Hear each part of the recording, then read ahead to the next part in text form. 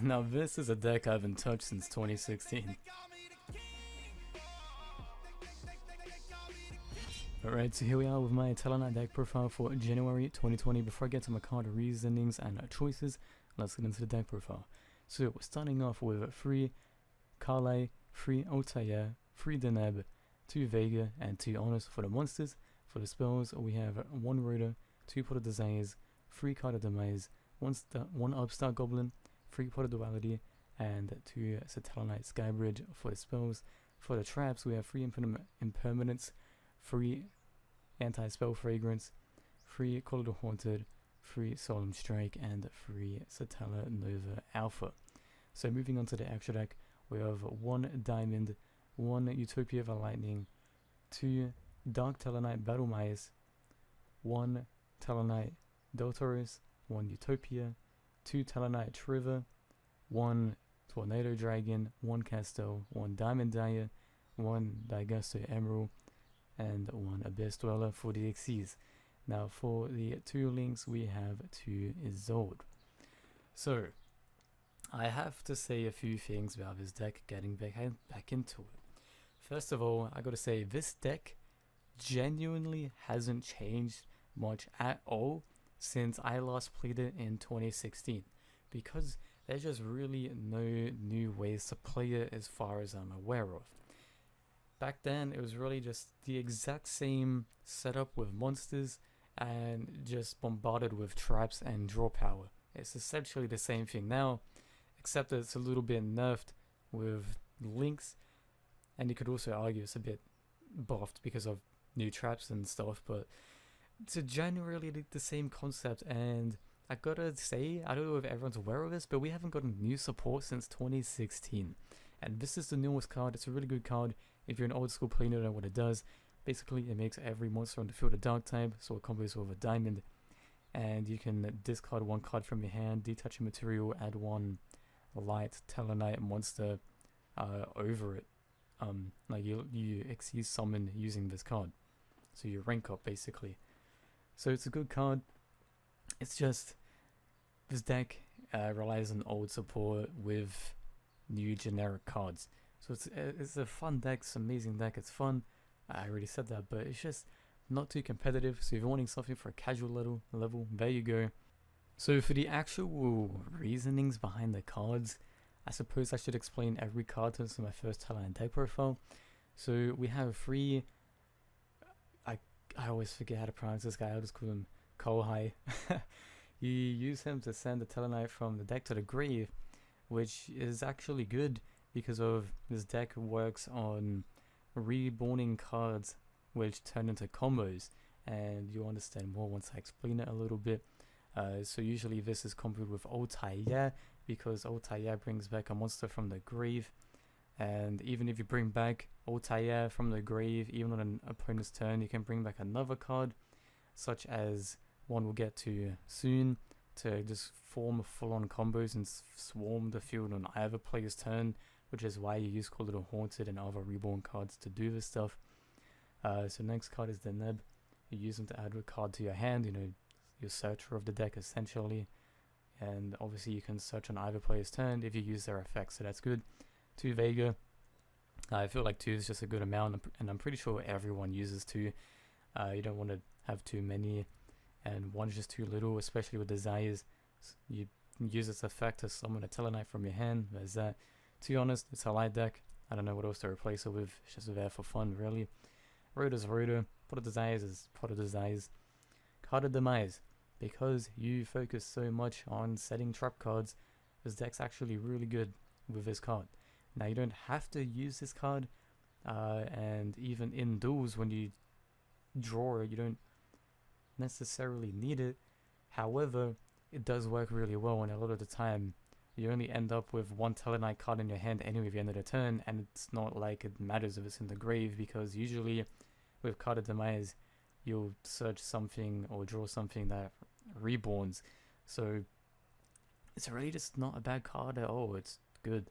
Upstart's just a free draw. Duality, get whatever you need. Satellarknight, Skybridge. This card, basically you shuffle a Satellarknight on the field into the deck, to bring out another Talonite, which you can use to do combos. And if you just want to recycle something, say if you use Altair to summon something from the grave, you can use this effect to bring out a Vega, summon something from your hand, or you can just use Deneb to search a card. Just search the card that you just shuffled into the deck, whatever you want. Impermanence is impermanence. Anti-spell helps lock down the field a little bit, call it haunted, do some revive shenanigans. Solemn Strike negates, and Selenite over Alpha is a Solemn Strike, except you tribute a Talonite monster and draw one card. So it's pretty good. Now I can say if there's some other cards that would work in this deck, such as obviously the other Solemns. Fiend's Chain's okay, because you can bounce it back with Trigger, which we'll get into soon. This card's really good because of you use it and then you special summon a card in defense, and you can use this effect to just do Talonite fakes. I also might add Monster Reborn into the deck because of you can really do a lot with just special summoning things. Now for the extra deck, Isolde, you just search things. You might need a Link Arrows. I think it's just the best warrior Link monster. In fact, I kind of want to do a deck profile where I focus on Isolde's effect with a bunch of equips, because I kind of want to see if I can make a Talonite turbo kind of deck. I don't know if it'll work at all though. Best Waller, look at the graveyard. I guess the Emerald, card advantage, draw cards, shuffle stuff. Basically destruction, getting rid of threats, spell and trap destruction. Trivia, if you don't know what it does, it brings every card, when it succeeds summoned, every single card on the field gets returned to the hand. You can detach a material, snipe one card out of your opponent's hand to the grave, which is good, especially if you're possibly getting rid of something that you just bounce back. And then if he has a material and he's sent to the grave, special summon any Talonite card from the graveyard. By the way, Altair can revive Talonite Exceeds monsters. That's something a lot of people seem to forget. Obviously Utopia and Lightning, because of big attack plays, you could add double or nothing if you want. Dotaros stops your opponent from responding to your summons, which is generally a good thing, especially since this is an older deck and you kind of rely on your summons. And once per turn, you can destroy a card on the field. So there's that. I already explained Battle Mice, it's a great card. Nothing much more to say, just a great card. And Diamond. Basically, this guy stops cards from being sent to the deck to the grave, and if a card from the graveyard is going to be added to the hand, it's banished instead. And if there's dark monsters on the field, detach one and negate. So it works well with Battle Mice, because Battle Mice turns everything dark. Plus, you can rank up with any Talonite card in the main phase 2. So what you can do is Altair, get a Trigger or something from your grave, main phase 2, rank up. Then it's a free Talonite Diamond. In fact, this card's so good, I kind of want to bump it up to 2. Now, I will admit, I haven't play tested with this deck too much, so there's probably a few things you can change around. Especially, I feel like you might want to swap out Anti-Spell for more Call it a Haunted type cards, not too sure. But this is a deck for now, feel free to use it however you like. And before I wrap up the deck profile, let's get into a replay, because I saved the one that was kind of interesting. Alright, so here we are. This is the duel. This is actually the very first duel that I used after creating this deck. And I'm playing against Rockets. Now, obviously because this is the first time playing this deck after years, I probably made a few misplays. So you can't expect some crazy things. However, I, spoiler alert, ended up winning against Rockets. And I thought that was kind of crazy that this deck that was released in 2014 is doing good against Rockets. And I'll also admit, during this duel, I was playing it super late at night, and I don't really know too many of the Rockets effects. So instead of reading him, I kind of just whack-a-mole Yu-Gi-Oh'd. I ended up just using impermanence on something because I quickly read over and saw it had some sort of effect that could gain advantage. So yeah, obviously probably could have played things a little bit better. And this is an example of card of demise, where it doesn't matter if you send it to the grave, and even if it's in the grave, I can use it to my advantage in the future. And this is why I like anti-spell, because it can really lock out many decks. Now notice that he has a 3000 attack monster on the field. Doesn't matter at all. Literally doesn't matter at all. And see, notice that I used the card of the grave to add Altair to my hand. And I just used True's effect to bring Call of the Haunted back to my hand so I can reuse them. And also note, I did that combo Altair into Battle Mice, into M7, not M7, Diamond. You just combo with this deck. You can play during either turn. It's too bad I can't exceed on my opponent's turn. Imagine making a Trevor during their mid combo.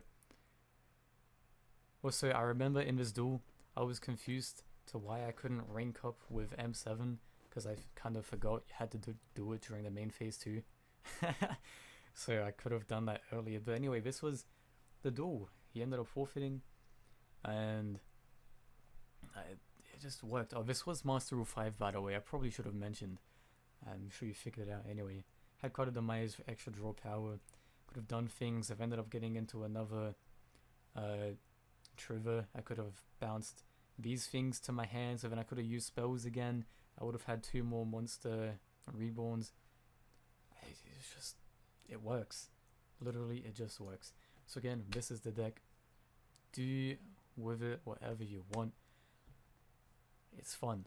It's fun. And before I wrap it up, I gotta say, look at the artwork of the Zephyr Talonites. Literally, why couldn't they all have artwork looking like this? Oh my god, this artwork looks so much better, in my opinion. But through, hopefully we'll get more support soon. Maybe Ptolemaios will come with the ban list soon. But more than anything, I hope we get more Dark Talonites. Literally, if they added more Dark Talonites and more main deck Dark Talonites, or even if we got any Dark Talonites for the main deck, I would be in love. Just imagine looking at Altair with black instead of white, black and blue, some really cool looking armor with dark attribute. That'd be perfection. Anyway, this is it for this deck profile. Leave suggestions, thoughts, feedback. So this is a longer one and I rambled a bit.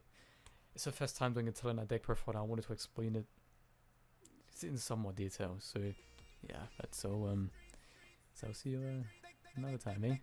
Bye.